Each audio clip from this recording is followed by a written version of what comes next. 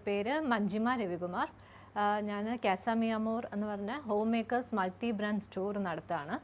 ഇത് ഒരു homemade products, അതായത് ഇവിടെ ഒരു 30+ വുമൺ ഓൺട്രപ്രണേഴ്സിൻ്റെ homemade, handcrafted, handwoven അങ്ങനെയുള്ള പ്രോഡക്ട്സിൻ്റെ ഒരു കൂട്ടായ്മയാണ് ഈ കാസമിയമോർ എന്ന് പറയുന്നത്. ഇത് കവടിയാറ് നിർമ്മലാ ഭവൻ സ്കൂളിൻ്റെ ഓപ്പോസിറ്റാണ്.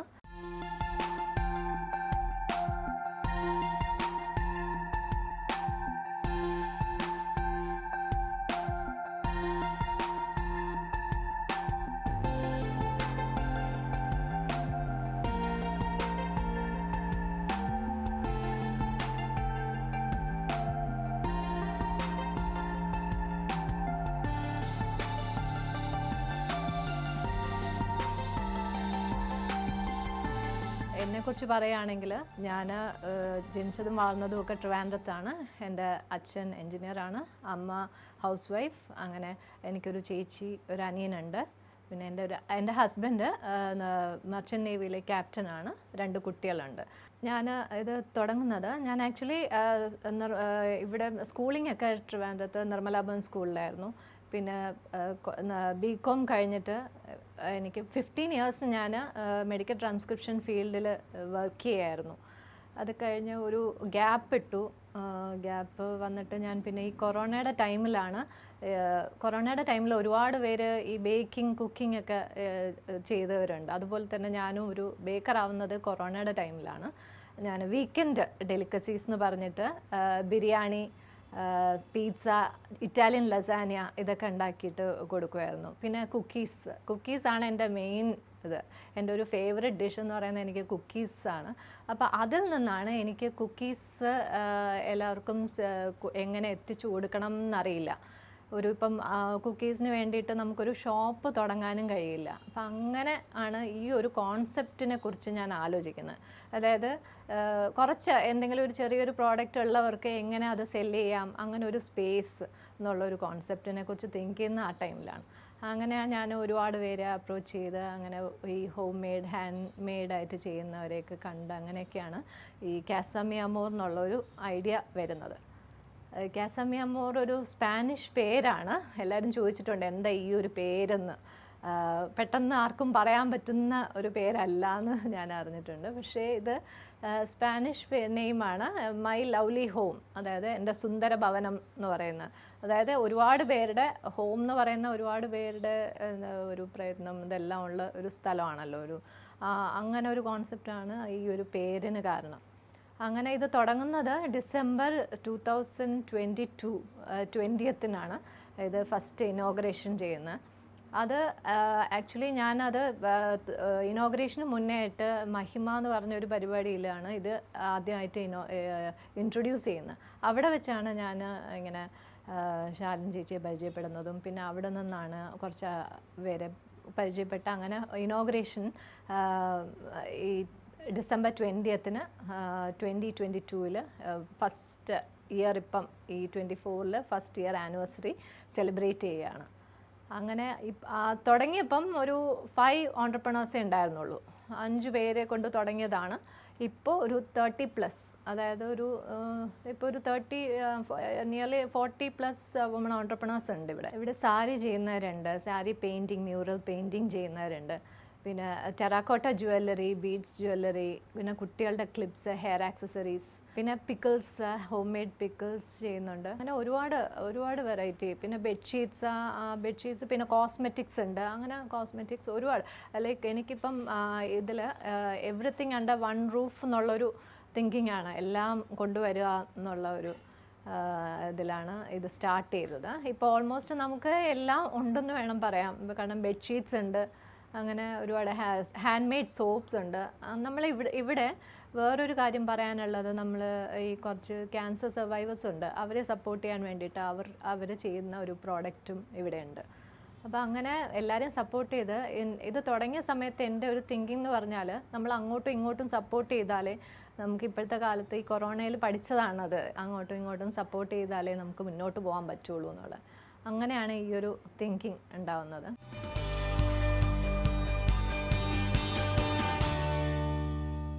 പറഞ്ഞല്ലോ ഞാൻ മെഡിക്കൽ ട്രാൻസ്ക്രിപ്ഷൻ ഫീൽഡിലായിരുന്നു.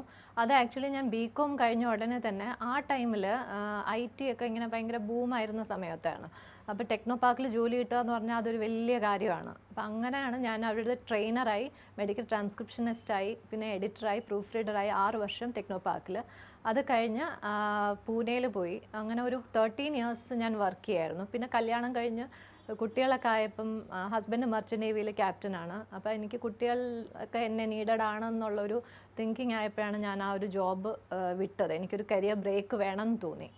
അങ്ങനെ അങ്ങനെ ഡ്രോപ്പ് ചെയ്തു. പിന്നെ എൻ്റെ തന്നെ സ്വന്തം ഇഷ്ടത്തിലാണ് ഞാനത് കരിയർ വിട്ടത്. പക്ഷേ അത് കഴിഞ്ഞ് പിന്നെ ഇത്രയും ഗ്യാപ്പിന് ശേഷമാണ് ഞാൻ ഈ കൊറോണയുടെ ടൈമിൽ എനിക്ക് തിങ്കിങ് ബിസിനസ്സിൽ വരുന്നത് ഞാൻ ഒരിക്കലും വിചാരിച്ചിരുന്നില്ല.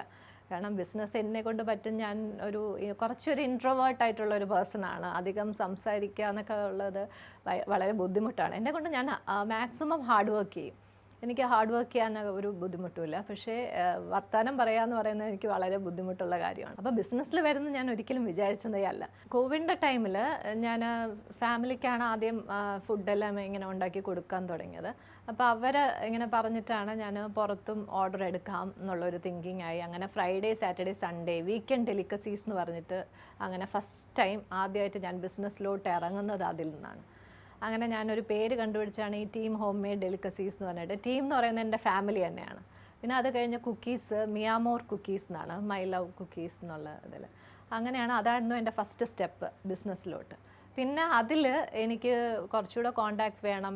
ഞാൻ പറഞ്ഞ പോലെ ട്രിവാൻഡ്രത്താണ് ജനിച്ച് വളർന്നതെങ്കിലും എനിക്കങ്ങനെ ഒരുപാട് ഫ്രണ്ട്സോ അങ്ങനത്തെ ഒരു സോഷ്യൽ ലൈഫ് വളരെ കുറവായിരുന്നു. അങ്ങനെ സോഷ്യൽ ലൈഫ് എന്ന് പറയാൻ എൻ്റെ ഫാമിലിയിൽ പാർട്ടിക്ക് പോവും അങ്ങനെയൊക്കെ അല്ലാതെ വേറെ പബ്ലിക്കായിട്ടുള്ള ഒരു ഇതും എനിക്കില്ല. അപ്പം അങ്ങനെ ഞാൻ കുറച്ചൊരു സോഷ്യൽ പ്ലാറ്റ്ഫോമായിട്ട് ഈ വുമൺ ഓൺട്രപ്രണർ നെറ്റ്വർക്ക് എന്ന് പറഞ്ഞ ഗ്രൂപ്പിൽ ജോയിൻ ചെയ്ത് അങ്ങനെ കുറച്ച് കോണ്ടാക്ട്സ് ഒക്കെ കിട്ടി. അങ്ങനെയാണ് ഞാൻ കൂടുതൽ ഇതിനെക്കുറിച്ച് പഠിക്കണം എന്നുണ്ട്, എങ്ങനെയാണ് ബിസിനസ്സിലോട്ട് വരണം. എനിക്ക് കുറച്ച് റോൾ മോഡൽസിനെ കിട്ടി ബിസിനസ്സിലോട്ട് വരുന്നപ്പം കണ്ടു പഠിക്കാനായിട്ട്. നമ്മുടെ തേജസ്സിൽ തന്നെ സരസ്വതി വാസുദേവ്, പിന്നെ ശാലൻ ചേച്ചി, അങ്ങനെ ഒരുപാട് പേര് വളരെ സപ്പോർട്ടായിട്ട് എൻ്റെ ഒരു ഇത് പറഞ്ഞപ്പം എങ്ങനെ കൊണ്ടുപോകണം. കാരണം എനിക്ക് ബിസിനസ് ഐഡിയ മാത്രമേ ഉണ്ടായിരുന്നുള്ളൂ, അത് എങ്ങനെ വർക്കൗട്ട് ചെയ്യണം എന്നൊന്നും അറിയില്ലായിരുന്നു. അപ്പോൾ ഇവരൊക്കെയാണ് എനിക്ക് അതിനൊരു നല്ലൊരു ഹെൽപ്പ് ഉണ്ടായിരുന്നത്. അവരാണ് എനിക്ക് നന്നായിട്ട് ഹെൽപ്പ് ചെയ്തത്.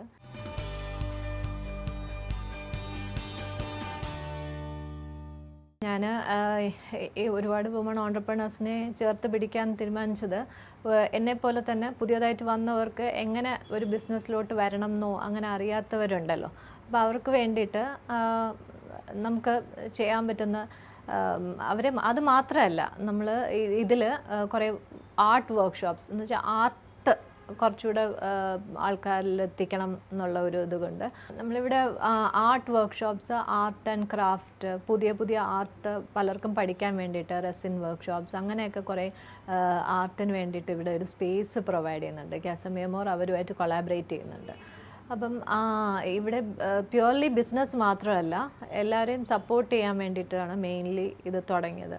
ഇപ്പം നമുക്ക് ഒരു വുമൺ ഇൻവെസ്റ്റഡ് ഹാമ്പർ എന്ന് പറഞ്ഞിട്ട് വുമൻസ് ഡേക്ക് ഒരു ഹാമ്പർ ഇറക്കിയായിരുന്നു.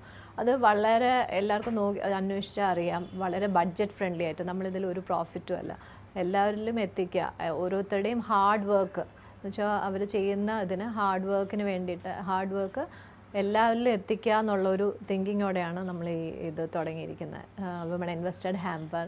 പിന്നെ ഇപ്പം വിഷുക്കണിക്ക് നമ്മൾ വിഷുക്കണി ഹാമ്പർ കൊടുക്കുന്നുണ്ട്, വിഷുക്കണി കിറ്റ്. അതായത് വിഷുവിന് എല്ലാം കൂടെ വെച്ചിട്ട് അതിലും ഒരു പ്രോഫിറ്റും അല്ല. നമ്മൾ ഇപ്പം പലർക്കും സപ്പോർട്ട് ചെയ്യാനാണ്. ഇപ്പോഴത്തെ കാലത്ത് എല്ലാവർക്കും പുറത്ത് പോയി വാങ്ങുക എന്നുള്ളത് വളരെ ബുദ്ധിമുട്ടായിട്ടുള്ള കാര്യമാണ്.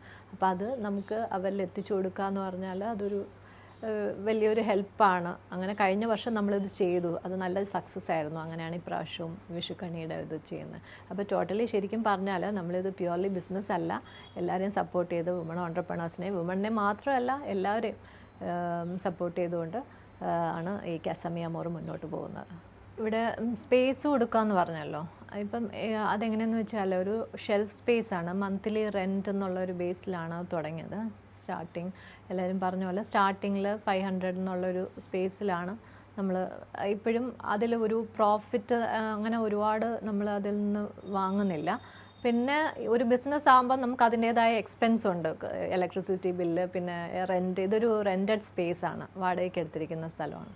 അപ്പോൾ അങ്ങനെ ആകുമ്പോഴത്തേക്ക് അതിൻ്റെ എക്സ്പെൻസ് മീറ്റ് ചെയ്യണം. അതുകൊണ്ട് നമുക്കങ്ങനെ ഒരുപാട് പക്ഷേ അതിൽ നമ്മൾ സെയിലും ഈ ഇത്രയും പേർക്ക് ഈ പറഞ്ഞ പോലെ നമ്മളിപ്പോൾ സ്വന്തമായിട്ട് ബിസിനസ് തുടങ്ങുന്നതിനേക്കാളും ഇങ്ങനെ ഒരുപാട് പേരെ ചേർത്ത് പിടിച്ച് അവർക്ക് സ്പേസ് കൊടുത്തിട്ട് തുടങ്ങുന്നതെന്ന് പറഞ്ഞാൽ അവരും എല്ലാവരുടെയും സോഷ്യൽ മീഡിയ പേജസിൽ എല്ലാവരും അങ്ങോട്ടും ഇങ്ങോട്ടും സപ്പോർട്ട് ചെയ്യും. അപ്പോൾ അതുവഴി ഒരുപാട് പേരിൽ എത്താൻ എളുപ്പമാണ്. ഒറ്റയ്ക്ക് ശ്രമിക്കുന്നതിനേക്കാളും വളരെ എളുപ്പം എന്ന് പറയുന്നത് ഇത്രയും പേരുണ്ടാകുമ്പം ഓരോരുത്തരും പറഞ്ഞറിഞ്ഞ് ഒരുപാട് പേര് വരും. അപ്പോൾ ഒരാൾ വരുമ്പം തന്നെ ഒത്തിരി പേരുടെ പ്രോഡക്റ്റ്സ് ഇവിടെ കാണുകയാണ്. അപ്പോൾ അങ്ങനെ ആകുമ്പോഴത്തേക്ക് എന്തായാലും എല്ലാവരുടെയും പ്രോഡക്റ്റ്സ് സെയിലാവും എന്നുള്ളൊരു കോൺഫിഡൻസ് പലർക്കും ഉണ്ട്. അതുതന്നെയാണ് എൻ്റെ ഒരു വിശ്വാസവും. പിന്നെ ഈ പറഞ്ഞ പോലെ ഫസ്റ്റ് ഇയറാണ്. അപ്പം ഒരു വർഷത്തിൽ ഇതുവരെയുള്ളതിൽ ഞാൻ തിരിഞ്ഞു നോക്കുമ്പം പ്രോഫിറ്റ് ഉണ്ടാക്കിയോ എന്ന് പറഞ്ഞാൽ അങ്ങനെ പറയാൻ പറ്റില്ല. പക്ഷേ നമ്മൾ പോവും, ആ ഒരു വിശ്വാസമുണ്ട്. ഇത് എല്ലാവരും ആർക്കും നഷ്ടം വരാത്ത രീതിയിൽ നല്ല രീതിയിൽ മുന്നോട്ട് കൊണ്ടുപോകണം. ഇനിയും കുറേ കാര്യങ്ങൾ ചെയ്യാനുണ്ട്. ഇവിടെ വരുന്ന കസ്റ്റമേഴ്സ് എന്ന് പറഞ്ഞാൽ എല്ലാവരും ഇപ്പോഴത്തെ ഇതെന്ന് വെച്ചാൽ ആരും അങ്ങനെ ഒരുപാട് സ്പെൻഡ് ചെയ്യുന്നവരല്ല. എല്ലാവരും കുറച്ച് പോക്കറ്റ് ഫ്രണ്ട്ലി ആയിട്ട് നോക്കുന്നവരാണ്. അപ്പോൾ ആ ഒരു രീതിയിൽ തന്നെയാണ് നമ്മുടെ ഇവിടുത്തെ പ്രോഡക്ട്സും. പിന്നെ ഈ പറഞ്ഞ പോലെ എല്ലാം ഹാൻഡ് മെയ്ഡ് എന്ന് പറയുമ്പോൾ നമുക്കതിലൊരു എഫേർട്ടും കൂടെ വരുന്നുണ്ട്. എന്നാലും ആരും എടുത്താലും വളരെ കൂടുതലാണെന്ന് പറയാത്ത രീതിയിൽ തന്നെയാണ് ഇവിടെ ഓരോരുത്തരും അവരവരുടെ പ്രൈസിങ് വെച്ചിരിക്കുന്നത്. എല്ലാവരുടെയും എഫേർട്ടിൻ്റെ ആ ഒരു ഹാൻഡ് മെയ്ഡ്, ഹാൻഡ് ക്രാഫ്റ്റഡ് ആയിട്ടുള്ള പ്രോഡക്ട്സ്, ബാഗ്സ് ഉണ്ട്, സോപ്പുണ്ട്.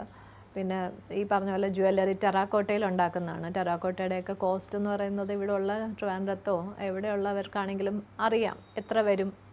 ആ ഒരു റേഞ്ചിൽ തന്നെയാണ് വെച്ചിരിക്കുന്നത്. നമ്മുടേത് ഹൈ ക്ലാസ് അല്ല, അതെല്ലാം വളരെ ബഡ്ജറ്റ് ഫ്രണ്ട്ലി ആയിട്ടുള്ള, അതായത് ഏത് തരത്തിലുള്ള കസ്റ്റമേഴ്സിനും വരാൻ പറ്റുന്ന ഒരു രീതിയിലാണ് ഇവിടെ എല്ലാ പ്രോഡക്ട്സും. പെട്ടെന്ന് വന്ന് ഇപ്പം ഗിഫ്റ്റ് വാങ്ങിക്കാനാണെങ്കിലും എല്ലാം ഇപ്പോൾ പറഞ്ഞ പോലെ ഇപ്പോൾ ഒരാൾക്കൊരു ഐഡിയ കാണും, ഇപ്പം ഗിഫ്റ്റ് വാങ്ങിച്ചുകൊണ്ട് 500-ന് അങ്ങനെ ഒരു ഗിഫ്റ്റ് വാങ്ങണം. അങ്ങനെ വന്നാൽ നമ്മളതിന് വേണ്ടി ഇവിടെ പ്രിപ്പയർ ചെയ്ത് കൊടുക്കും. ഒരാളുടെ ബഡ്ജറ്റ് അനുസരിച്ച് കസ്റ്റമൈസ് ചെയ്ത് ഹാമ്പർ പോലെ പ്രിപ്പയർ ചെയ്ത് കൊടുക്കാറുണ്ട്. ഏതൊരു ഫീൽഡിലും കോമ്പറ്റീഷനുണ്ട്. അതുപോലെ തന്നെ ബിസിനസ്, എസ്പെഷ്യലി ബിസിനസ്സിൽ നല്ലോണം കോമ്പറ്റീഷനുണ്ട് ഈ ഒരു ഫീൽഡിൽ അത്യാവശ്യം. കാരണം മൾട്ടി ബ്രാൻഡ് സ്റ്റോർ ട്രിവാൻഡ്രത്ത് ഉണ്ട്. ഞാൻ ഇവിടെ തന്നെ അടുത്ത് തന്നെ ഉണ്ട്, പല 2-3 മൾട്ടി ബ്രാൻഡ് സ്റ്റോറുകളുണ്ട്. പക്ഷേ കോമ്പറ്റീഷന് ഞാൻ ആ ഒരു സ്പിരിറ്റിലാണ് എടുക്കുന്നത്. ബിക്കോസ് എൻ്റെ ഒരു ഇതെന്ന് പറഞ്ഞാൽ എൻ്റെ ബിസിനസ്സിൽ എൻ്റെ ഒരു ഈ പറഞ്ഞ പോലെ റോൾ മോഡൽ ഞാൻ കണ്ടുപഠിക്കുന്നതെന്ന് വെച്ചാൽ ഈ യൂസുഫ് അലിയൊക്കെ പോലെ വെച്ചാൽ ലുലു ഒക്കെ തുടങ്ങിയത് അങ്ങനെയൊക്കെ കണ്ടാണ് ഞാൻ പഠിക്കുന്നത്. അപ്പോൾ അതുകൊണ്ട് എനിക്ക് കോമ്പറ്റീഷൻ വളരെ ഇഷ്ടമാണെന്ന് വെച്ചാൽ അത് അപ്പോഴാണ് നമുക്ക് കുറച്ചുകൂടെ ഹാർഡ് വർക്ക് ചെയ്യാനും അങ്ങനെ ഒരു ഇത് വരുന്നത്. കുറേ കാര്യങ്ങൾ പഠിക്കാൻ പറ്റും അതിൽ നിന്ന്.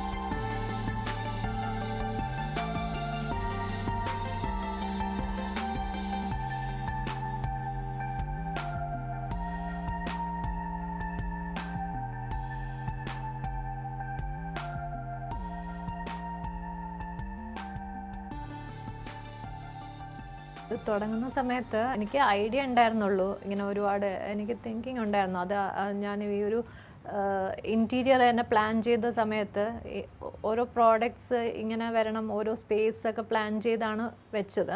പക്ഷേ എന്തൊക്കെ പ്രോഡക്ട്സ് അവിടെ വരണം എന്നുള്ളൊരു ഐഡിയ ഒന്നുമില്ല. എന്നാലും നമുക്ക് കുറച്ച് ഐഡിയാസ് ഉണ്ട്. പലതും നമ്മൾ ഈ അതിൽ ഇറങ്ങിക്കഴിയുമ്പോഴാണ് കൂടുതലും നമുക്ക് പഠിക്കുന്നത്. ഞാനങ്ങനെ ഇറങ്ങി പഠിച്ച ഒരാളാണ്. ശരിക്കും പറഞ്ഞാൽ ഇതിനെക്കുറിച്ച് കൂടുതൽ റിസർച്ച് ചെയ്യുകയോ അതിനുള്ള സമയമൊന്നും കിട്ടിയില്ല. ഇതൊക്കെ ഇറങ്ങി പഠിച്ച ഒരാളാണ്. കാരണം ഇങ്ങനെ ഒരു ഐഡിയ വന്നു, ഒരു ദിവസം ഒരു ഐഡിയ വന്നു, രണ്ടാമത്തെ ദിവസം നമ്മൾ അടുത്ത ഒരു 2 ആഴ്ച കൊണ്ട് നമ്മൾ സ്ഥലം നോക്കുന്നു, വാടകയ്ക്ക് വേണ്ടിയിട്ട് സ്ഥലം നോക്കുന്നു. അങ്ങനെ സ്ഥലം നോക്കിയിട്ട് അതിൽ ഞാൻ ആ ഒരു സ്പേസിൽ തന്നെ കുറച്ച് ഐഡിയാസ്, ഒരു സ്ഥലം കാണുമ്പോൾ നമുക്കതെങ്ങനെ വേണം ഒരു ബിസിനസ്. എൻ്റെ ഒരു കോൺസെപ്റ്റ് എന്ന് പറയുന്നത് അതിൽ ഒരുപാട് എവറിത്തിങ് അണ്ടർ വൺ റൂഫ് എന്നുള്ള ഒരു ഐഡിയയിലാണ്. അപ്പോൾ അതിൽ എന്തൊക്കെ വരണം എന്നൊക്കെ ഉള്ളൊരു തിങ്കിങ് ഉണ്ടെന്നല്ലാതെ എന്തൊക്കെ പ്രോഡക്റ്റ്സ് ആണെന്നുള്ളതൊക്കെ ശരിക്കും പറഞ്ഞാൽ ഇതിലോട്ട് വന്ന് ഞാൻ പഠിച്ചുകൊണ്ടിരിക്കുകയാണ്. ഇപ്പോഴും ഞാൻ പഠിച്ചുകൊണ്ടിരിക്കുകയാണ്. ഇനി കോവിഡിൻ്റെ ടൈമിൽ ശരിക്കും പറഞ്ഞാൽ ആ ടൈമിൽ എനിക്ക് ബിസിനസ് തിങ്കിങ് ഒന്നും ഇല്ലായിരുന്നു. പക്ഷേ കോവിഡിൻ്റെ ടൈമിലാണ് ഞാനെന്നാൽ ആലോചിക്കുന്ന ആൾക്കാർക്ക് എന്തൊക്കെയാണ് ആവശ്യം എന്നുള്ളത്. ആൾക്കാർ കൂടുതൽ വീട്ടിൻ്റെ അകത്തായി കഴിഞ്ഞപ്പോഴാണ് പലർക്കും പലരുടെ നീഡൊക്കെ എന്താണ് എന്നൊക്കെ അറിഞ്ഞ് അങ്ങനെയാണ് ഈ ഒരു കോവിഡ് ഇത് കഴിയും, നാളെ ഉണ്ടാവും, എല്ലാവർക്കും അങ്ങനെ ഒരു വിശ്വാസമാണല്ലോ. കോവിഡ് കഴിഞ്ഞിട്ട് നല്ലൊരു പുതിയൊരു ബിഗിനിങ്ങിന് വേണ്ടിയിട്ടാണ് ഞാൻ ശരിക്കും പറഞ്ഞാൽ വെയിറ്റ് ചെയ്തത്. ആ ഒരു സമയം ഞാൻ മാക്സിമം യൂട്ടിലൈസ് ചെയ്തു. കാരണം വീട്ടിലായിരുന്ന സമയത്ത് നമുക്ക് ഇൻ്റർനെറ്റ് ഉണ്ട്, അതിൽ സെർച്ച് ചെയ്യാം ഒരുപാട് കാര്യങ്ങൾ. ഈ പറഞ്ഞ പോലെ കുക്കിംഗ് ആണെങ്കിലും ഞാൻ ഒരുപാട് പഠിച്ചത് ഈ കോവിഡിൻ്റെ ടൈമിലാണ്. അതുകൊണ്ട് എനിക്ക് ഈ കോവിഡ് ശരിക്കും പറഞ്ഞാൽ ഒരു ബ്ലെസ്സിങ് ആയിട്ടാണ് തോന്നിയിരുന്നത്. ബിക്കോസ് ഇങ്ങനെ ഒരു ഐഡിയയെക്കുറിച്ച് കൂടുതൽ തിങ്ക് ചെയ്യാനും ആഴത്തിൽ തിങ്ക് ചെയ്യാനും ഒക്കെ എനിക്ക് കാണിച്ചു തന്നത് ഈ കോവിഡിൻ്റെ ഒരു ടൈമാണ്. നമ്മുടെ ഒരു വില, മനുഷ്യരുടെ ഒരു നമുക്ക് എന്താണ്, നമ്മളെ കൊണ്ട് എന്തൊക്കെ ചെയ്യാൻ പറ്റും എന്നൊക്കെ കോവിഡിൻ്റെ ടൈമിലാണ് നമുക്ക് മനസ്സിലാവുന്നത്. അങ്ങനെയാണ് ശരിക്കും പറഞ്ഞാൽ ഈ ഒരു കോൺഫിഡൻസ് ഉണ്ടാവുന്നത്, തുടങ്ങണം എന്നുള്ള ഒരു കോൺഫിഡൻസ് ഉണ്ടാവുന്നത് ശരിക്കും പറഞ്ഞാൽ കോവിഡിൻ്റെ ടൈമിൽ തന്നെയാണ്.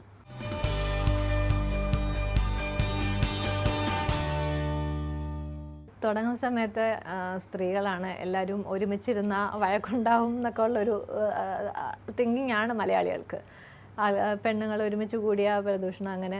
അപ്പം എങ്ങനെയാവും ഒരു ബിസിനസ്, സ്ത്രീകൾ ഒരുമിച്ച് ബിസിനസ് ചെയ്താൽ എങ്ങനെ ഇരിക്കും, അങ്ങനെയുള്ള എനിക്കൊരു സംശയം ഉണ്ടായിരുന്നില്ല. കാരണം സ്ത്രീകൾ ഉറപ്പായിട്ടും അവരൊരുമിച്ച് നിൽക്കും, കൂടെ നിൽക്കും എന്ന് തന്നെയായിരുന്നു എൻ്റെ വിശ്വാസം.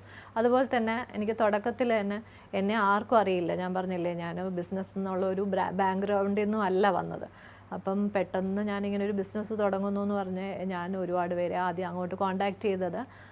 പലരും എന്നിലുള്ള ഒരു വിശ്വാസം കൊണ്ടാണ് സ്റ്റാർട്ട് ചെയ്തപ്പോൾ ഇനോഗ്രേഷൻ എൻ്റെ കൂടെ നിന്ന് 5 പേരും എന്നെ വളരെ സപ്പോർട്ട് ചെയ്തു. ഇപ്പോഴും എൻ്റെ കൂടെ നിൽക്കുന്നവരെല്ലാവരും നല്ല സപ്പോർട്ടാണ്.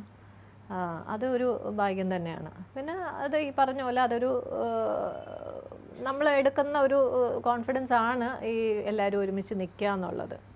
പിന്നെ എല്ലാവർക്കും അറിയാം, അവരവരുടെ ബിസിനസ് നടക്കണമെങ്കിൽ എല്ലാവരും കൂടെ ഉണ്ടാവണം, അങ്ങോട്ടും ഇങ്ങോട്ടും സപ്പോർട്ട് ചെയ്താലേ ഇപ്പോഴത്തെ കാലത്ത് ജീവിക്കാൻ പറ്റുള്ളൂ എന്ന് എല്ലാവർക്കും വിശ്വാസമുണ്ട്.